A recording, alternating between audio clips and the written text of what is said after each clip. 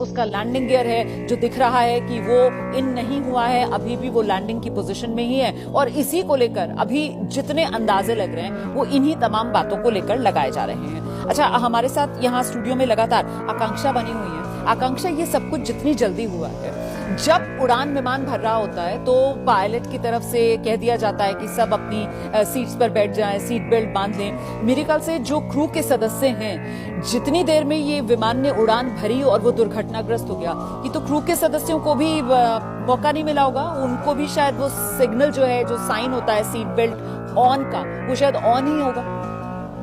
वो भी पता नहीं चला होगा, सिग्नल ही नहीं मिला होगा कि क्या हुआ। एक जो आपने साइन बोला, इमरजेंसी लाइट्स जरूर ऑन होती हैं। There are two ways it comes on in the cabin, but because वक्त तो इमरजेंसी लाइट्स की क्योंकि आपने बात की है, तो इमरजेंसी लाइट्स क्या ब्लिंक कर रही होती हैं? क्योंकि वो जो जिंदा बचे यात्री हैं, उनका मैं सुबह बयान सुन रही थी, विश्वास कुमार रमेश, उन्होंने ये कहा कि उन्होंने ऐसा अनुभव किया, महसूस किया जैसे विमान जो है वो रुक सा गया है हवा में।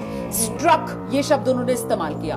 फिर उन्होंने कहा कि विमान के अंदर जो लाइट्स हैं वो ब्लिंक सी करने लगी। ये उनका कहना था। जी, वही मैं आपको बता रही थी, दो तरीके से आती हैं। एक तो कैप्टन ऑन करते हैं अगर नहीं होती हैं कैबिन में लाइट्स, और एक ऑटोमेटिकली इलेक्ट्रिकली जब विमान में किसी तरह की आपातकालीन स्थिति आती है, जैसे कि कंप्रेशन और फायर हो गया, तो इस तरह की लाइट्स ऑन हो जाती हैं। बट क्योंकि समय नहीं था और फ्लाइट कैबिन क्रू से वो स्ट्रैप्ड इन होंगे अपने क्रू सीट्स पे, जंप सीट्स पे, तो किसी को पता ही नहीं चला होगा कि क्या हो रहा है। पता नहीं कि लाइट्स भी ऑन हुई हैं कैबिन में कि नहीं हुई हैं, और ये भी नहीं पता कि किसी तरीके का कोई इलेक्ट्रिक सिस्टम फेलियर है। भाई है अभी सिर्फ और सिर्फ कयास और वो स्पेकुलेशन ही है। सिर्फ लाइट्स के अलावा चाइम्स भी होती हैं, बहुत तरह की emergency Chimes also come on, but क्योंकि वक्त नहीं था, नहीं मिला। सही तो लेकिन इतना जरूर पता चला है कि जब वो क्रैश हुआ है तो फिर वो जो एग्जिट वाला डोर था, इमरजेंसी एग्जिट जो है,